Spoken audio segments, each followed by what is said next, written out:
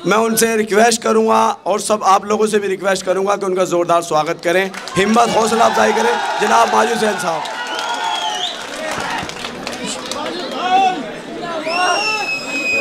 औज़ु बिल्लाहि मिनश शैतानिर रजीम, बिस्मिल्लाहिर रहमानिर रहीम। सहनशीं पे तशरीफ़ फरमा इज़्ज़त माब आली जनाब इम्तियाज़ जलील साहब, सदर कुल्लन मजलिस इत्तेहादुल मुस्लिमीन रियासत महाराष्ट्र, मेरी बहन नूरीन फ़ातिमा साहिबा, महमूद भाई साहब, दिल्ली रियासत के सदर शोएब जामाई साहब, मोहम्मद आरिफ सैफ़ी साहब, रफ़त ख़ान साहब, मोहसिन ख़ान साहब, जाहिद उमर साहब, हैदर अली साहब, मोहम्मद रफ़ी साहब, सफ़ूरा मैडम, अरशफ़ी साहब, तनवीर अहमद साहब, इसरार साहब, दीगर क़ायदीन मजलिस इत्तेहादुल मुस्लिमीन, यहाँ पे बैठे हुए मेरे कौम के बुज़ुर्गों, मेरे नौजवान साथियों, बसे पर्दा बैठ कर सुनने वाली मेरी इज़्ज़तदार माँ और बहनों, अस्सलामु अलैकुम व रहमतुल्लाहि व बरकातुहू। आज का जलसा एक इंतखाबी चुनावी जलसा है और चुनाव में हर एक सियासी जमात या पॉलिटिकल पार्टी को यह हक़ होता है कि वो आवाम के दरमियान में आए, अपनी बात रखे, ताकि आपकी जो ताकत आपका वोट है वो हासिल कर सके। हर एक सियासी जमात अपनी अपनी बात लेकर आपके दरमियान में आती है। हर एक सियासी जमात जब भी ऐसा स्टेज सजाती है तो हथेली में जन्नत बताती है, हमारे ख़दमों में तारे तोड़ने की बात करती है। हर एक सियासी जमात, चाहे वो आम आदमी पार्टी हो, कांग्रेस हो या वो भाजपा हो, हमें ऐसा जताती है कि अगर वो जीत जाएंगे तो हमारी ज़िंदगी में तब्दीली आ जाएगी। ये हमेशा हर चुनाव में हमारे सामने ऐसा पेश करती है कि अगर ये जीत जाएंगे तो हमारे तमाम बेरोज़गार नौजवानों को रोज़गार लग जाएगा। हर चुनाव जब आता है हमारे महल्ले जात में रौनक बढ़ जाती है और ये हमारे दर पर आकर भीख मांगते हैं कि तुम हमें वोट दे दो, हम तुम्हें रोज़गार देंगे, तुम हमें वोट दे दो, हम तुम्हारे महल्ले जात को अच्छा कर देंगे, तुम हमें वोट दे दो, हम तुम्हारे महल्लों में अच्छे अस्पताल खुलाएंगे, तुम हमें वोट दे दो, हम तुम्हें हमारे बच्चों के लिए अच्छे स्कूल देंगे। मगर जब इंतखाबात ख़त्म होते हैं और ख़ास तर मुसलमान इलाक़ों में फिर नज़र नहीं आते। हमारे महल्ले जात वैसे की वैसे 5 साल में वैसे ही पड़े हुए रहते हैं। हमारे बेरोज़गार नौजवान 5 साल तक फिर चुनाव आए तक बेरोज़गार रहते हैं। हमारे बुज़ुर्गों के लिए हमारे महल्ले जात में कोई अच्छे से अच्छे अस्पताल नहीं दिए जाते। हमारे बच्चों की अच्छी तालीम के लिए हमें अच्छे स्कूली इदारे नहीं दिए जाते। मगर फिर जब 5 साल के बाद चुनाव आता है, वही भीख मांगते हुए, वही हाथ में भीख का कटोरा लेते हुए हमारे दरों पर आते हैं कि आप हमें वोट दे दीजिए। ये लोग कौन है? सालों से मैं यहाँ पर एक बात कहता हूँ, मेरे बुज़ुर्गों, मैं आपसे शुरू करता हूँ, आपके सामने बात रखते हुए आगे बढ़ता हूँ और फिर मैं बताता हूँ मजलिस हमारे लिए ज़रूरी क्यों है। मैं यहाँ पे बहसत एक नौजवान ठहरे हुआ हूँ। ऐ मेरे बुज़ुर्गों, ऐ मेरे इज़्ज़तदार बुज़ुर्गों, कब मुझे ये तो बता दो, क्या हमने कभी फ़िरक़ा परस्ती का साथ दिया? चाहे वो आपका आज जो मेरे बुज़ुर्ग है, चाहे वो आपका बचपना हो या आपकी जवानी हो, जब आपके भी बुज़ुर्ग मौजूद थे, हमेशा हमने सेकुलर जमातों को ताकत दी। हमने, क्या ये बात अगर मैं बोल रहा हूँ तो गलत है क्या कि वो हमारी ही वोट की भीख थी, वो मुसलमानों के ही वोट की भीख थी कि जवाहरलाल नेहरू प्रधानमंत्री बने? क्या ये बात गलत नहीं है मेरे बुज़ुर्गों कि वो मुसलमानों के वोट की ही भीख थी कि उनकी बेटी इंदिरा गांधी इस मुल्क की प्रधानमंत्री बनी? क्या मेरे बुज़ुर्गों, क्या ये बात सही नहीं है कि वह मुसलमानों के वोट की ही भीख थी कि उनका बेटा राजीव गांधी प्रधानमंत्री बना? क्या मैं गया ठहर कर गलत बोल रहा हूँ कि वो मुसलमानों के वोट की ही भीख थी कि पीवी नरसिम्हा राव हो, एचडी देवगौड़ा हो, आई.के. गुजराल हो या मनमोहन सिंह हो, सबको प्रधानमंत्री बनाने में मुसलमानों में आगे बढ़ चढ़कर इनको ताउन किया और इनको प्रधानमंत्री की कुर्सी पे बना बिठाया।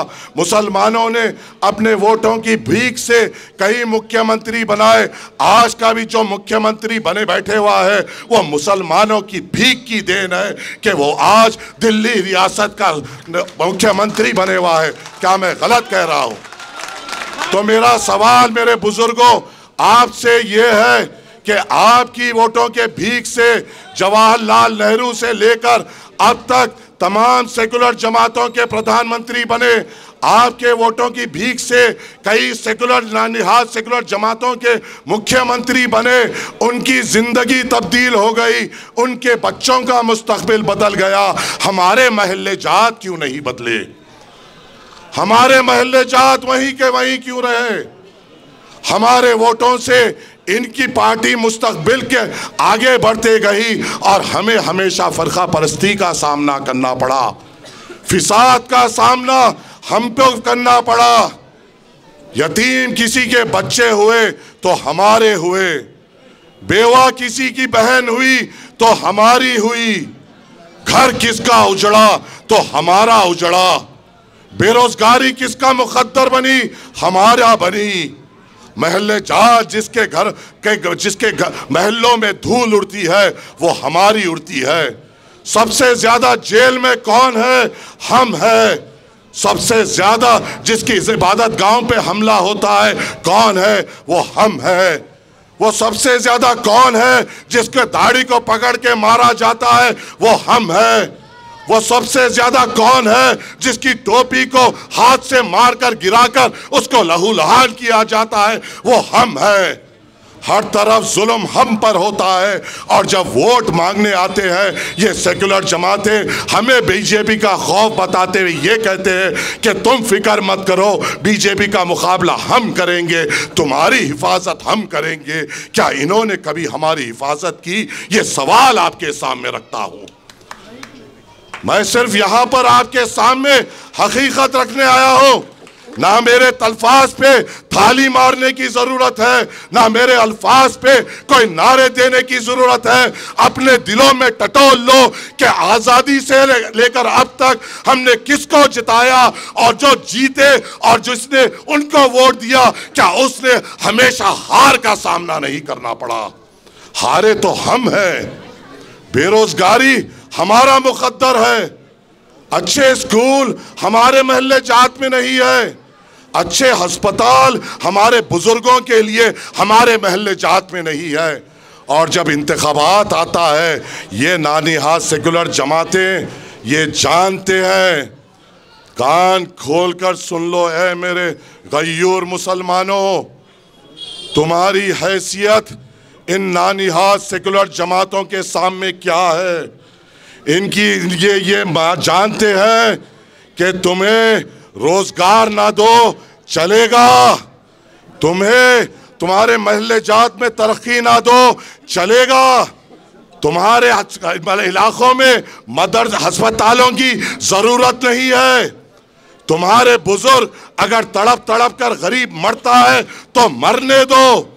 अगर हमारे बच्चों को अच्छे स्कूल नहीं मिलते नहीं तो सही बस ये जानते हैं मुसलमान को स्कूल ना दो चलेगा, रोजगार ना दो चलेगा, इनकी इबादत गाहें टूटती है तो चलेगा, इनके मदरसों पे ताले लगते हैं तो चलेगा। जब भी चुनाव आए इनको सिर्फ बीजेपी के नाम से डराओ, ये बीजेपी को हराने की चक्कर में हमें जिताएंगे, ये तुम्हारी हैसियत इन सेकुलर जमातों के सामने है, क्योंकि तुम इनके सामने उनका डर बता रहे हो।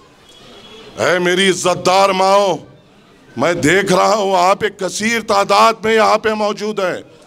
ऐ मेरे बुजुर्गों, मैं देख रहा हूं आप यहाँ पर एक कसीर तादाद में मौजूद है।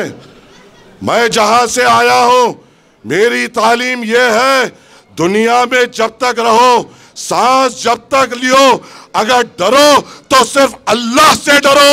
ये कौन आ गए हैं? ये कौन आ गए?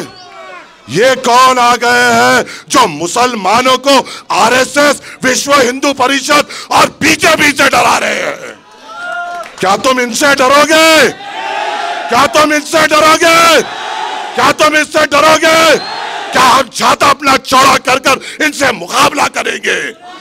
इंशाअल्लाह ताला अगर हम एक हो जाए, कलमे की बुनियाद पर एक हो जाए और अपने दिल में अल्लाह का खौफ ले ले, तो ऐसे फिरौन और नमरूदों को तबाह और ताराश करेंगे इंशाअल्लाह ताला।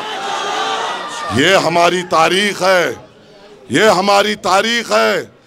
और जब हम आकर आपसे बात करते हैं तो हम पर इल्जामात लगते हैं, हम पर तोहमतें लगते हैं। ऐ मेरे नौजवानों, मैं देखता हूँ मेरे सदर को अल्लाह ताला ने मुझे मौका दिया है उनके साथ कई सफ़रों में जाने का। बिहार में हमने फिरे हैं। ऐ हमें इल्ज़ाम लगाने वालों, मैंने देखा है मेरे सदर को बुखार में तपते हुए अवाम को मुखातिब करते हुए। ऐ इल्ज़ाम लगाने वालों, मैंने देखा है मेरे सदर को हज़ारों किलोमीटर का सफ़र करते हुए ताकि अवाम के सामने रख जाकर अपनी बात कर सके। मैंने देखा है अपने सदर को अपने घर में अपनी बड़ी बेटी की शादी छोड़कर तुम्हारे लिए शरीयत के लिए लड़ते हुए पार्लियामेंट में। मैंने देखा है अपने सदर को आपके लिए हर तौर पे आवाज़ उठाते हुए।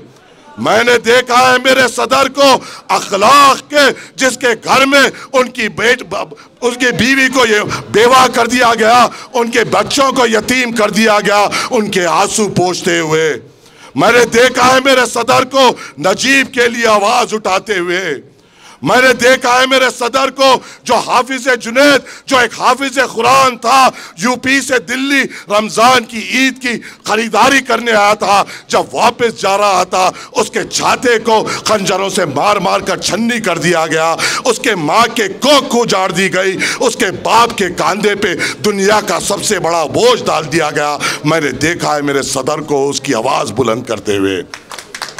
और ये सूरत से शक्ति कपूर दिखने वाले, हाँ, अब तू बोलेगा, अब तू असदुद्दीन अवैसी साहब के खिलाफ बोलेगा।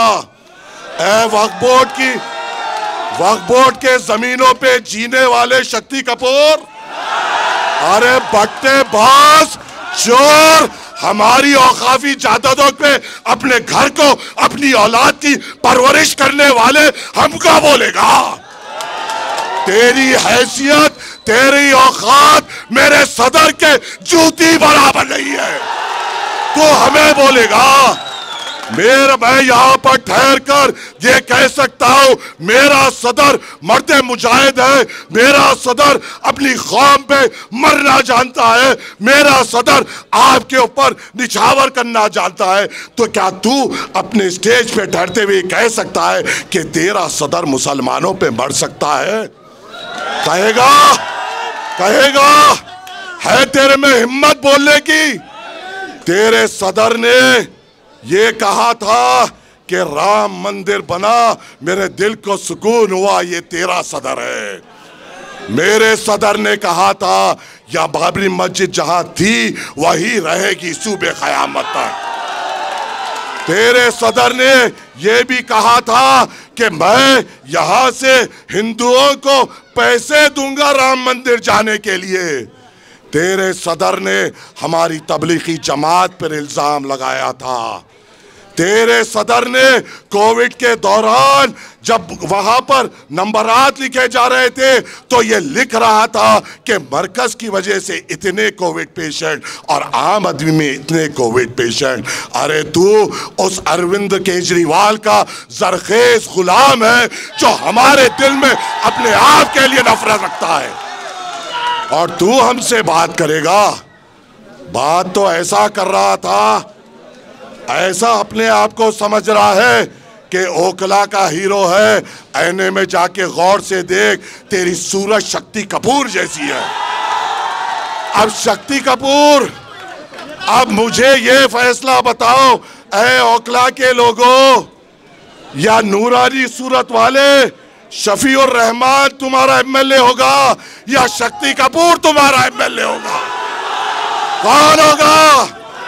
ये तो मत लगने मत दो कि ओखला का एमएलए शक्ति कपूर है, बदनाम हो जाओगे। ये बदनामी अपने सर पे मत लो। शक्ति कपूर गैंग मास्टर गोगो है जिसने हमारे औकाफी जायदादों को लूटा। ऐ शक्ति कपूर, अगले बार तू जब खिताब करेगा तो ये जरूर करना, अपने अल्फाज कुछ भी निकलने से पहले, ऐ शक्ति कपूर तू पहले अपनी बैंक की किताब दे, फिर वक्फ बोर्ड का हिसाब दे, फिर हमसे बात कर। तेरी बैंक का किताब अवाम के सामने रख, तेरे अफराजे खानदान के बैंक की किताब अवाम के सामने रख। औकाफी जमीन जो तूने बेचे, औकाफी जमीन वो होते हैं जो मुसलमान अल्लाह की राह में देता है, अल्लाह के तरफ अपनी जायदाद पेश करता है। जो अल्लाह की जायदाद को लूट लिया वो आपका एमएलए कैसा होगा? कैसा होगा? क्या यह होने देंगे? क्या यह होने देंगे? क्या यह तुम होने दोगे?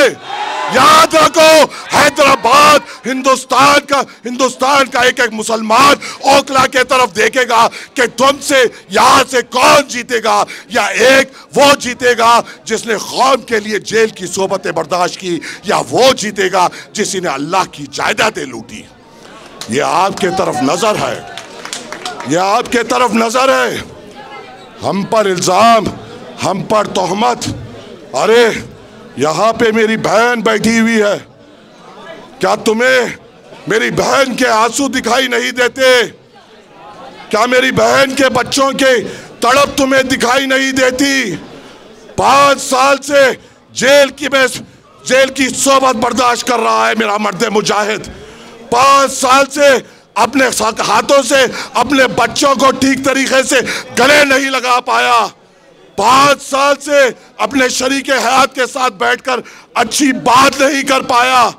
5 साल से उन जेलों में, उन चार दीवारियों में बैठा है। किसके लिए? आपके लिए ही तो ना। क्या वो वक्फ बोर्ड के लिए अंदर गए थे? वो तो उसके लिए अंदर गए थे जब हमारे मुल्क में हमारी शिनाख्त को मिटाने की कोशिश की गई। आपकी शिनाख्त बचाने के लिए जिस शख्स ने कुर्बानी दी उसकी बीवी यहाँ पर बैठी हुई है। क्या तुम्हें उनके आँख के आंसू दिखाई नहीं देते? क्या उनके बच्चों के दिल की तड़प दिखाई नहीं देती? और ये कहता है कि मुझे वोट दो। अरे तू 2 महीने में चोरी के इल्जाम में अंदर बाहर अंदर बाहर अंदर बाहर अंदर बाहर होने वाले डाकू, तू बोलेगा अगर शफीकुर रहमान जेल से बाहर रहते, खुदा की कसम तेरी जमानत नहीं बच पाती इंशाअल्लाह ताला। मुझे यकीन है। ऐ ओखला के मुसलमानों, याद रखो इस मुल्क के हालात नाजुक है। दिल्ली में कई सीटें हैं, हम हर सीट पे मुकाबला नहीं कर रहे हैं, हम सिर्फ 2 सीट पे मुकाबला कर रहे हैं। मकसद क्या है? क्या हम 2 सीट से हुकूमत बना पाएंगे? क्या हम 2 सीट जीत जाएंगे तो क्या हमारा मिनिस्टर होगा? मकसद ये है कि 2 तो हो जो हमारी बात कर सके। मकसद ये है कोई तो हो जहां पे उठकर उस ऐवान असेंबली में मुसलमान लफ्ज इस्तेमाल कर सके। कोई तो हो जो ये कह सके कि मेरे मुसलमान नौजवानों का रोजगार के लिए क्या। कोई तो हो जो ये कह सके उन वक्त के हुक्मरानों के आंखों में आके डालकर मेरी इबादत गाहों पे आने की जुर्रत ना करना। कोई तो हो जो उस ऐवान असेंबली में ये कहे कि मेरे महल्ले की हिफाजत मेरी जिम्मेदारी है। कोई तो हो जो ये कहे कि मेरे महल्ले जात में हमारे बुजुर्गों के लिए अच्छे अस्पताल की जरूरत है। कोई तो हो जो ये कह सके कि हमारी खवातीनों के लिए अच्छे स्कूलों की जरूरत है। कौन है जो ये बोल सकता है? सब तो जरखेज गुलाम है। कहने वाला शक्ति कपूर ये भी कह रहा था, कहने वाला शक्ति कपूर ये भी कह रहा था कि क्या हुआ मुख्तार अंसारी साहब का नाम लेते हुए, शहाबुद्दीन साहब का नाम लेते हुए, ऐ कमज़ोर, ऐ बुज़दिल, ऐ अरविंद केजरीवाल के दर के गुलाम, कहाँ थी तेरी हिम्मत जब शहाबुद्दीन साहब की मैयत एम्स में पड़ी हुई थी? क्या तू गया था या आका के इशारे के लिए रुके हुआ था? जब लाश यहाँ आती तुझे जाने की हिम्मत नहीं हुई और ये कहता है ये लोग मर गए मैं जिंदा हूं, तू उनके मुकाबले का है। अरे वो मिसाल कायम किए, तूने भी मिसाल कायम की लूटने की, तूने भी मिसाल कायम की अपने तिजोरियां भरने की। कहता है मैं एक आवाज हूं, कहाँ थी तेरी आवाज जब अरविंद केजरीवाल ये कह रहा था कि मुसलमानों के तरफ से क्यों कोविड फैल रहा है? कहाँ थी तेरी आवाज जब मरकज पे तेरा सदर बार बार तोहमत लगा रहा था? मोदी लगाने से पहले, अमित शाह बोलने से पहले, मोहन भागवत बोलने से पहले मुसलमानों पे अगर किसी ने इल्ज़ाम लगाया तो वो ये अरविंद केजरीवाल है, जिसको आज मुसलमान ये समझ रहा है कि इसको जिताएंगे तो बीजेपी हारेगी। ऐ मेरे मुसलमानों, क्या फिरौन को हराने के लिए नमरूद को जिताओगे? क्या फिरौन को हराने के लिए नमरूद को जिताओगे? क्या फिरौन को हराने के लिए नमरूद को जिताओगे? चाहे वो जीते या वो जीते, नुकसान तो हमारा होगा ना, कत्ल तो हमारा होगा ना, दाढ़ी तो हमारी पकड़े जाएगी ना, टोपी तो हमारी उछाले जाएगी, मदरसे तो हमारे बंद किए जाएंगे, मरकज में तो चाहे वो रो या ये रो दोनों भी इल्जाम लगाएंगे।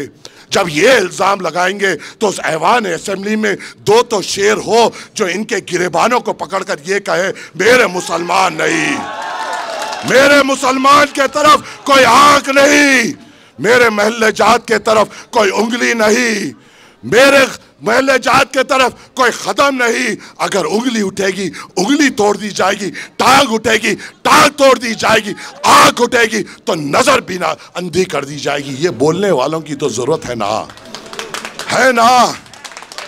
तो फैसला क्या करोगे? फैसला क्या करोगे? फैसला क्या करोगे? क्या फिर भाई देखो ये भी हम देखेंगे कि तुम किससे डरते हो। अगर यहां से शक्ति कपूर जीतता है तो हमारा दिल कमजोर है, अगर हमारा दिल मजबूत है और हम सिर्फ अल्लाह पे तवक्कल है तो इंशाअल्लाह ताला मुसलमान निकलेगा, पतंग के निशान पे वोट डालेगा और इंशाअल्लाह 5 तारीख के दिन ओखला के आसमानों में सिर्फ पतंग पतंग पतंग इंशाअल्लाह ताला, इंशाअल्लाह ताला।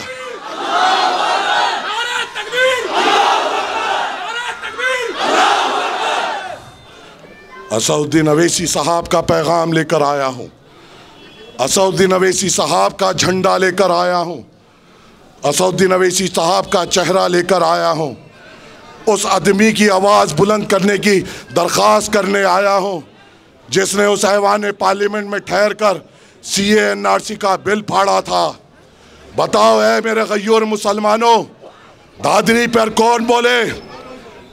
आप मुझे बताइए, हर तरफ जहाँ भी फसादात होते हैं या कोई भी किस्म के हम पर जुल्म होते हैं, कौन बोलते हैं? सिवाय मजलिस इत्तेहादुल मुस्लिमीन के कौन बोलता है मेरे भाई? और जब हम यहाँ पर आते हैं तो ये कहते हैं अरे इनको मत देखो न तो बीजेपी जीत जाएगी। अगर बीजेपी का डराने का दम है तो तू दम रख, दम रख।